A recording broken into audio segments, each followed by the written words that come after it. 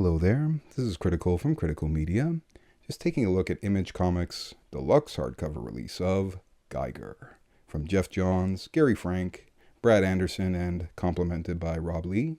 And what we usually do with this channel is give you an idea of what to expect if you ever come across these books in the wild. So we go over the exterior, some bonus material, art and plot points, and then a brief review at the end. Now this particular release, it is a bit unique. You get to see Geoff Johns step away from DC and create yet another superhero universe. Seems like he can't help himself. But I have to admit, he does really attach new literary devices to this idea. At least now that he has his own playground, his own sandbox to deal with. But anywho, another important note is that this particularly collects the 2021 miniseries. So it's the first 6 issues and then the 80-page special.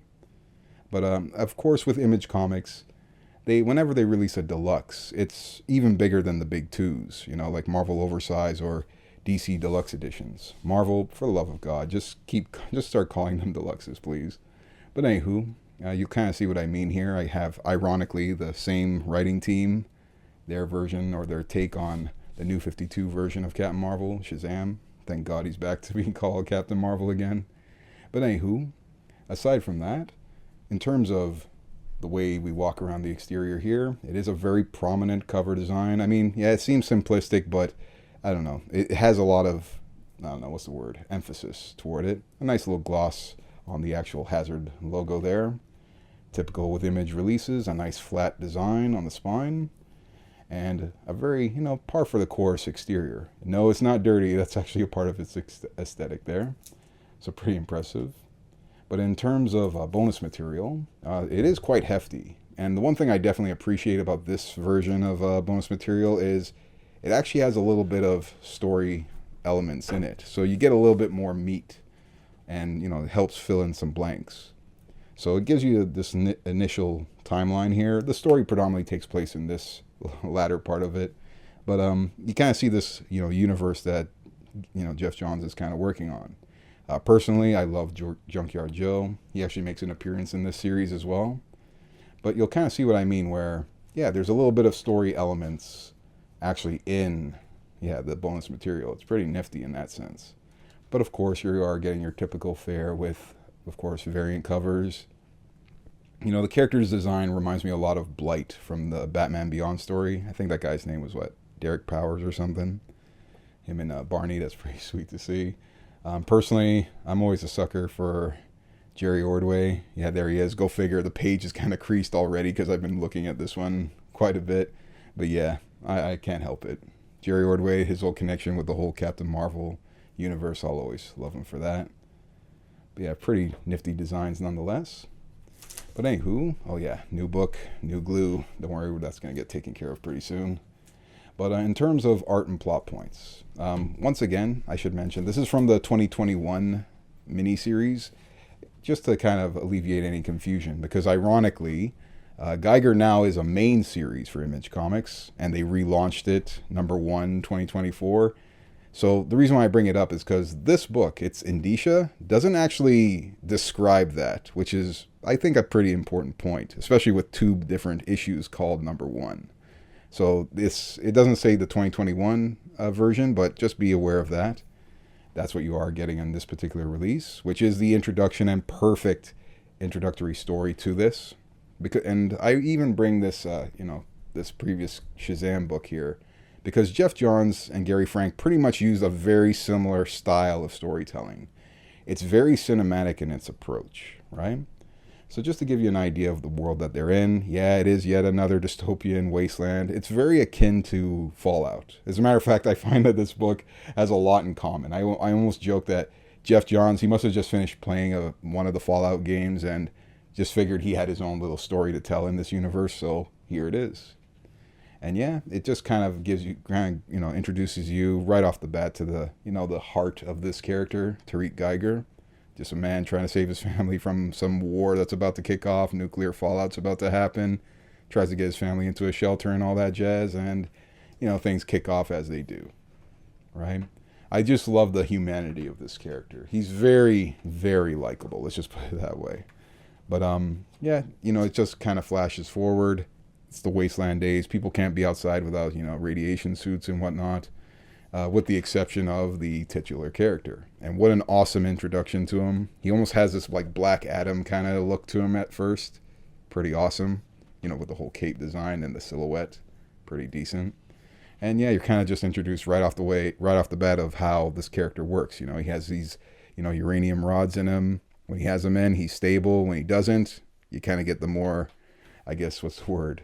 Elaborate version of Geiger. The version that I think a lot of people are becoming more and more familiar with. But yeah, just an awesome kind of approach to this introduction. And they do also introduce the main antagonist right off the bat, this King character. The spoiled brat, real savage, or should I say real despot type of tyrant. Very annoying, very, he has a very loose form of the world kind of thing. But I do appreciate how, because of the name, Tariq Geiger, almost all the elements of this book have this, almost nuclear kind of relation to it. Like his knights are known as like Hazmat and Warhead and whatnot. So, I don't know. I like that little motif that they keep playing with it in the right ways. But essentially, this page really does serve as the launch point of the actual narrative. These two kids, they have an item that basically can change the way of life for everyone in a much better way. They have to escape the little habitat of humanity and enter the wasteland for safety. And thus, we're introduced, yes, to pretty much the heroes right off the bat. And what an awesome introduction. Pretty epic. You're getting much more than just scavengers out in the world. There's these creepy monsters as well, and a perfect introduction page, if you ask me. Haunting, menacing, and at the same time, thanks to the the awesome dialogue, just a nice little bit of levity. Because he's obsessed with books. He's very bored in the wasteland, so he likes to read. So he almost asks anybody, "Do you have any good books on you?" I love that aspect of it.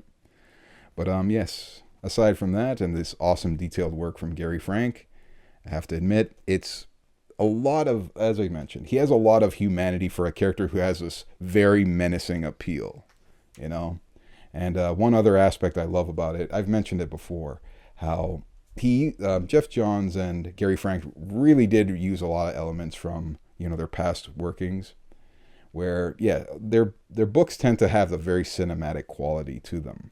Like, when you look at an action scene, you can actually understand the environment and atmosphere. Like, you can understand there's a character coming in from his left or coming in from the right or up top. And I have to big up Gary Frank a lot for that. He really does stage a scene very well. And yeah, just this awesome little portrayal of, maybe you should keep your mouth shut kind of situation here on this page. I loved it. I love the whole aspect, or retribution aspect, I should say. But nonetheless. The character himself, as mentioned before, like there's a lot of humanity in him. He comes off so sympathetic off many times in this book. He reminds me a lot of, a bit of Kenshiro from Fist of the North Star, but mainly Guts from Berserk. Like he's this very hardened dude. He doesn't really expose his soft side. Definitely not to his enemies, that's for sure. But when you see his humanity, it really does show. Like this scene has always been an awesome one. The whole big revelation here, and it's a heartbreaker, and you can't help but love him even more. Geoff Johns, he clearly knew what he was doing with this character. But of course, after the miniseries, you're given this 80-pager, and it does fill in some of the blanks, the plot holes or whatnot. And that's one thing I gotta appreciate about this. Unlike sometimes where Geoff Johns, he's spinning a lot of plates, he might have a plot hole left over here or there. He's very good at covering his bases. But, sometimes he has those plot holes. This really does fill in any of the blanks. Not to mention, of course, this is just among the stories in Geoff Johns' universe. Personally, I'm loving that Junkyard Joe one, which also fills in blanks from this story, as well as the main series.